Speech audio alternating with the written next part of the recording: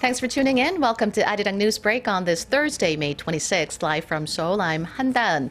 Our top story this afternoon, President Park Geun-hye is in Ethiopia, the first stop of her trip to East Africa. The president has laid out her vision for Ethiopia and Africa, which she will likely discuss with the country's leaders during summit talks on Thursday, local time. Our Song Ji-sun reports from Addis Ababa. Brothers by blood. That's how President Park referred to Korea's relationship with Ethiopia upon arriving in the only African country that sent troops to fight in the Korean War in the 1950s. In an interview with the Ethiopian Herald, the country's state-run daily, Park pledged Korea will stand as Ethiopia's reliable partner on its path towards growth and development. Ethiopia, boasting economic growth of 10% last year, is eagerly pushing its growth and transformation plan aimed at mid to long-term development.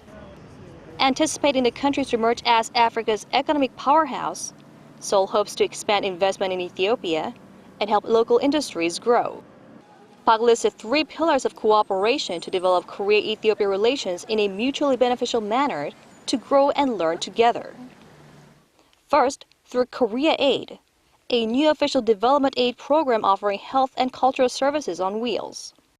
Seoul will also share its know-how on socio-economic development, which it learned particularly through Korea's Haemal-undong, a movement of modernizing rural communities.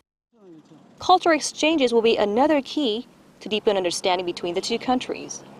In summit talks with Ethiopia's Prime Minister Haile Mariam Desalegn and in a separate session with President Mulatu Teshome on Thursday, President Park will discuss ways to reinforce cooperation in areas ranging from trade and investment to defense, peacekeeping, and healthcare. Song Ji-sun, Arirang News, Addis Ababa. Korea's Constitutional Court has dismissed an appeal on the constitutionality of the so-called National Assembly Advancement Act. With the dismissal, the assembly law remains valid. The law, which governs the operation of the legislature, has been criticized as the main reason for paralysis during the outgoing 19th National Assembly, as it requires approval of more than 60% of parliament members for a contentious bill to be put up for a vote. It also requires bipartisan agreement before Assembly Speaker can use his or her authority to bring a bill up for a vote. The law was amended in 2012, aiming to allow for more dialogue and compromise. 19 ruling Assembly Party lawmakers filed a petition with the court in January last year, saying the revision goes against the Constitution and majority rule. UN Secretary-General Ban Kimoon has called on North Korea to end its provocations and fulfill its international obligations, remarks he made during his keynote speech at the opening ceremony of the 11th Jeju Forum on Thursday. Let's listen in. The DPRK's pursuit of nuclear weapons and ballistic missiles only undermines its own security and hurts its own citizens. We must find a path back to dialogue. I encourage the DPRK to cease any further provocations and return to full compliance with international obligations. Pan also expressed the hope that the implementation of UN sanctions would lead to denuclearization of the Korean peninsula, and he asked the world to take a firm stance in dealing with North Korea.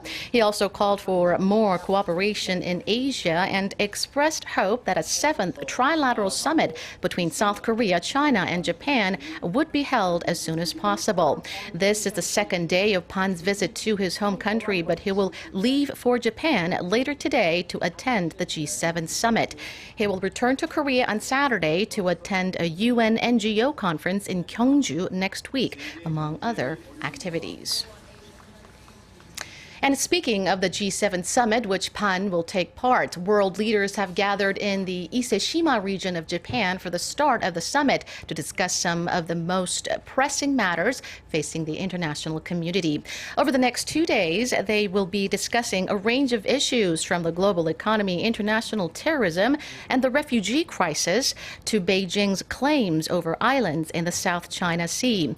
North Korea is also expected to be on the agenda with a strong warning against the North's provocations, likely to be announced in a statement after the talks.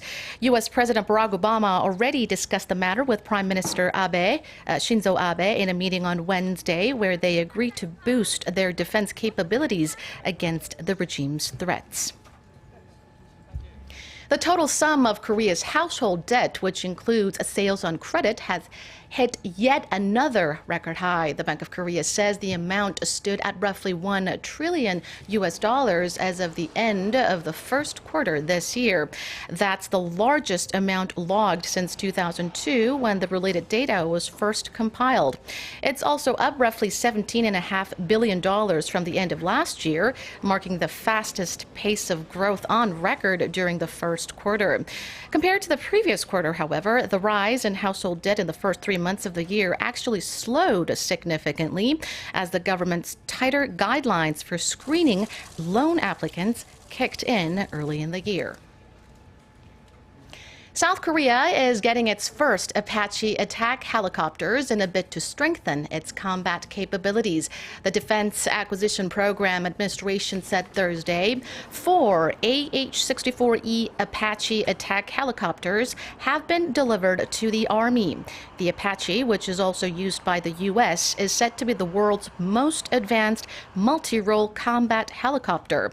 A DEPA official said the helicopters will strengthen South Korea's combat capabilities by helping the country respond swiftly to North Korea provocations near the inter-Korean demilitarized zone. Korea has invested $1.6 billion into the purchase of 36 Apache helicopters, which will all be in the country by early next year. And that does it for now. Thank you for watching. I'll be back with some more of the day's headlines, same time tomorrow.